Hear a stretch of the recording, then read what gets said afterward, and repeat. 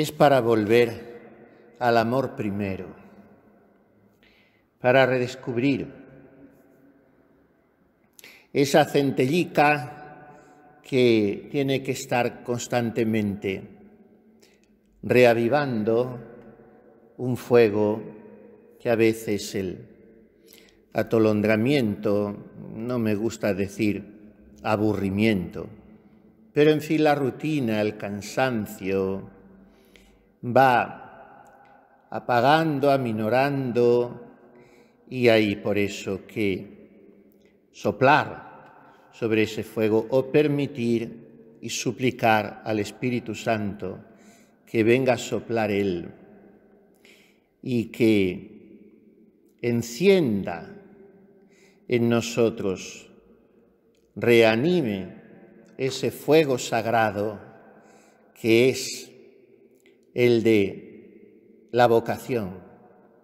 La vocación es la expresión concreta y llena de predilección del amor de Dios para con nosotros. Yo creo que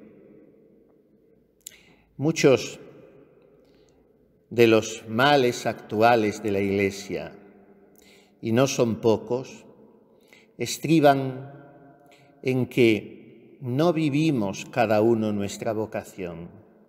Digo esto en un doble sentido, en que no la vivimos cualitativa y cuantitativamente, o sea, casi nadie es lo que es. El sacerdote, de ser el hombre de Dios, ha pasado a ser el hombre del pueblo. Y la religiosa, de esposa del crucificado, ha pasado a ser la trabajadora social o la animadora del grupo. Y la monja contemplativa, de ser la sepultada con Cristo, ha pasado a ser aquella a la que le faltan micrófonos y podium para hablar, si no es en directo porque sale de su clausura, es virtual o telemáticamente, como se dice ahora, porque lo hace a través del Internet. Y entonces nadie es lo que es. Casi ya solo estaría uno tentado de pensar que lo son algunos cartujos o ermitaños que no hayan remitido nada de sus austeridades, observancias y de su retiro del mundo. Y el Carmelo es una perla en la Iglesia, una belleza, un tesoro que ha de ser custodiado con mimo y ha de ser explotado con avaricia de santidad y ha de ser vivido con ilusión de novia. Claro, estas palabras dichas así son muy bonitas y luego el día por día no es fácil. ¿Por qué decía yo que no vivimos cualitativa y cuantitativamente? Primero, en plan cualitativo, porque no somos lo que somos. Y después porque aun en el caso de que se sea o se intente o procure ser una carmelita que más o menos vive en un convento, en una comunidad, con unas leyes que le favorecen una estructura, unas observancias, un horario, una vida comunitaria, bueno, más o menos se parece o quiere parecerse a lo que la Santa Madre se pintaba en sus deseos. Pero ¿con qué intensidad lo es? ¿Con qué empeño? ¿Cuánto lo es? Por eso decía cuantitativamente. O sea, lo es. Yo soy sacerdote, sí, pero ¿cuánto busco cada día la santidad sacerdotal? Bueno, pues los ejercicios son para esto, para reenamorarnos, para hacer un redescubrimiento del amor primero, para hacerlo según nuestro propio carisma, y el llamamiento que en la Iglesia tenemos cada uno a vivir la santidad de una manera determinada. Digo cada uno o cada una porque incluso en el caso de que sean carmelitas descalzas y todas en la misma comunidad, no ha de buscar la santidad de la misma forma, o Dios no se la pide o le proporciona los mismos medios a la madre priora que a la novicia o a la sacristana que a la que está de cocina, que ese día se la pide ahí y en ese momento. Entonces, vamos primero a tomar conciencia nuevamente de la grandeza, de la belleza, de la escalofriante responsabilidad de nuestra vocación. Quiero decirles, hijas, con esto, que hay que ser humildes. Primero, no vivir teniendo en casa un tesoro y dejarse las llaves puestas en la puerta por fuera, porque ladrones los tenemos al acecho de todo género y a toda hora. Y una vez que se es consciente de ese tesoro, mimarlo. Y como yo solo no puedo pedir ayudas, ¿cómo puedo yo explotar esto, gozarlo, vivirlo? Eso es una vocación llevada con alegría y con unos frutos muy visibles, cada uno según su propio temperamento y manteniendo sus propios defectos de ese temperamento. Pero eso no quiere decir que el temperamento se sobreponga constantemente a la primacía de Dios. El temperamento está hasta última hora y por tanto las imperfecciones. Pero el alma tiende a Dios de una manera rectilínea, sincera, coherente, llena de transparencia, de docilidad infantil, y entonces va creciendo. De otra manera, se estanca, se anquilosa, se llena de decepciones, de frustraciones, de susceptibilidades, y no se crece. Se crece cuando se es niño. El niño tiene el esqueleto y la musculatura y todos los órganos de su cuerpo, los tiene blandos, digamos así, los tiene elásticos para poder crecer. Y ves un niño de 8 años o de 10 y vuelves a verlo al cabo de 3 meses o de 6 y dice uno, ¿pero qué estirón has dado? O tiene una fiebre y lo pasa mal 2 o 3 días y después de haberlo pasado mal resulta que ha dado un estirón. Por tanto, hay que ser niños. Cuando ya se dice en lenguaje coloquial, tenemos los huesos duros, que quiere decir el alma rígida, entonces no se crece. Se inhabilita uno mismo para crecer. Porque la vida es fatigosa. La vida está trenzada de muchas ilusiones y momentos jubilosos, gratificantes, pero se acumula el cansancio, que junto con la tristeza, por no decir que son la misma cosa, creo que es el peor enemigo de un alma consagrada, que por la misericordia de Dios está en principio quitada de ocasiones graves de ofender al Señor. El mundo no debe rezar para con ella, porque si el convento es bueno, no entrarán en él los medios de comunicación, no los usará más que la madre priora y con mucha cautela ella misma. Y el demonio no deja de combatir al alma, pero si el alma es obediente y declara sus tentaciones y más o menos va adquiriendo ya una experiencia de por dónde el demonio, sabiendo cuáles son sus puntos flacos, quiere adentrarse en su castillo, está más o menos prevenida. Pero la carne no la separamos de nosotros mismos. No, cuando me refiero a la carne, es esa voz insistente que desde dentro de nosotros mismos clama permanentemente por sus propios fueros. Eso es. No te hacen caso, no te valoran, no te quieren, merecerías más descanso, a estas alturas podrías ocupar un cargo que tiene otra que vale menos que tú, y no tienen en cuenta que de esta manera no se desarrolla la personalidad, y eso va creando una costra en el corazón, que se traduce en disgusto por la comunidad y en cansancio, en definitiva, en cansancio.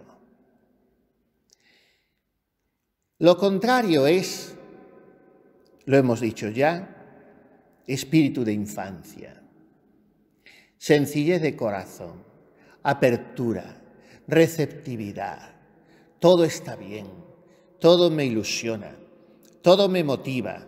Y si no me motiva, porque hace mucho calor, o porque estoy enferma, o porque estoy cansada físicamente, pues si no me motiva, al registrar yo ese movimiento paralizante, esterilizante de mi voluntad o de mi afectividad, enseguida trato de saltar y si no puedo por encima, por debajo y sobreponerme. No estamos hablando de que la vocación sea un resorte automático, como una suerte de varita mágica, teniendo la cual todo se transforma inmediatamente. No, vendrán momentos malos y días malos y temporadas malas. Pero la fidelidad va más allá de la sensibilidad. Y esto es educar la voluntad. Y esto es madurez espiritual que puede y debe casar con la infancia espiritual. Porque esta es la paradoja evangélica. La verdadera madurez es la del niño, porque la verdadera madurez es dejarse hacer, dejarse amar, dejarse enseñar, dejarse guiar por el Espíritu Santo a través de las causas segundas que Él tiene puestas para nosotros. Sobre todo el superior, que es quien tiene la gracia de Estado, o sea, la priora, y la comunidad entera, que es la que forma la comunidad, no forma tal persona de la comunidad, que suele suceder que eso lo que hace es que deforma o transforma negativamente. Por eso es tan importante el silencio. Y por eso no se desarrolla con pujanza, con libertad interior muchas veces, la propia vocación en los diversos estados, me refiero a vida sobre todo consagrada y más específicamente monástica. Esa vida que llamamos mal, porque desgraciadamente no siempre lo es, más bien quizá lo sea demasiado poco, esa vida que llamamos contemplativa y que ha de estar fundada en el silencio y trenzada de silencios, en el sentido de que es una vida en la que tengo que muchas veces callar antes que hablar, o sea, morderme la lengua, renunciar a responder, evitar dar mi opinión si no me la piden, ofrecer ese callar en aras de la caridad y así muchos silencios.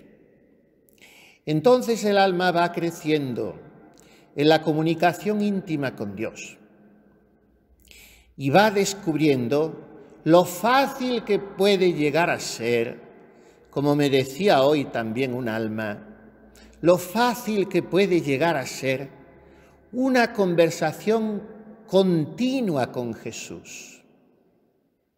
Aún en medio de las ocupaciones, de las actividades laborales, temporales, digamos así, incluso intelectuales. Lo fluida, lo espontánea que puede llegar a ser esa comunicación con Jesús, no a pesar del trato comunitario, sino precisamente a través de la vida comunitaria. Entonces el alma va creciendo a un ritmo esponsal,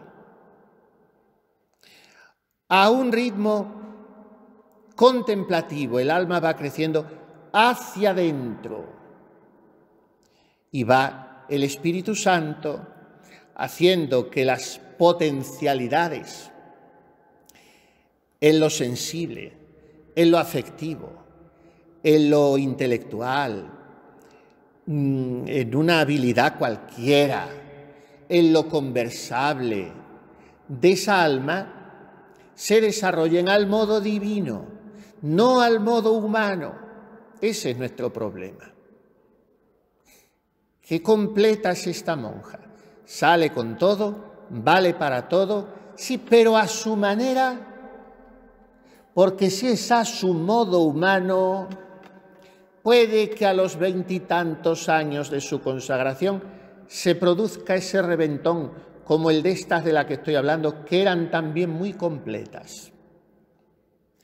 Entonces, vale más ser menos completo, pero que aquello que se desarrolla y se despliega sea según la moción del Espíritu Santo.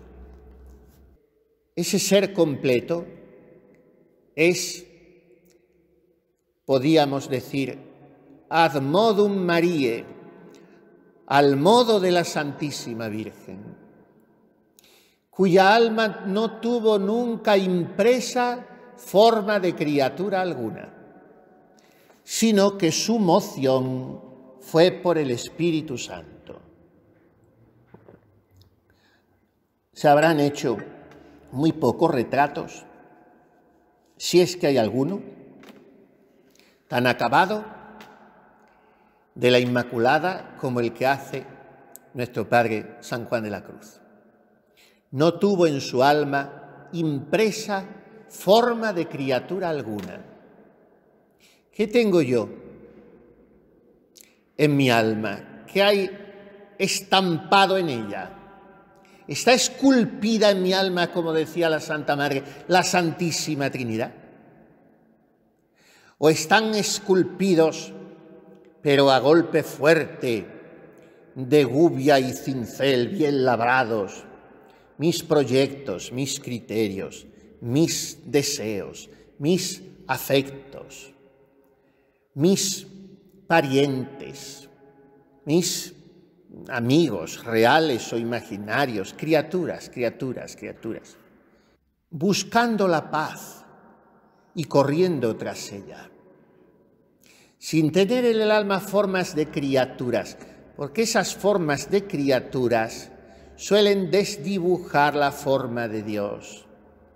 Y entonces el alma pierde la paz y a veces esa cierta turbación la disfraza canonizándola como que busca a Dios. No, solo Dios. No tuvo María en su alma forma de criatura alguna, sino que siempre su moción fue por el Espíritu Santo. ¿Por qué o quién es mi moción? ¿Qué es lo que me mueve? ¿Qué es lo que me provoca reacción? El celo por la gloria de Dios y la salvación de las almas. ¿Me muevo yo en alas de los dones del Espíritu Santo o de mis programas preconcebidos? Vamos a redescubrir la belleza de la propia vocación. Cada día tenemos experiencia cada uno. Yo por lo menos puedo certificar la mía sin la menor sombra de duda. Cada día se aflojan los tornillos y cada día se empaña un poco ese frescor y se disipa ese aroma del amor primero. Y hay que volver a él, sin angustias, sin escrúpulos, sin sentimientos angustiosos de culpabilidad. No, porque todo eso es amor propio, sino con espíritu de niños, retomando la propia vida toda, repasándola y mirándola como una cadena incesante de misericordias del Señor. Mañana lo vamos a hacer así. Por hoy basta, porque llevamos media hora y vamos a estar con Jesús, que nos aprovecha más.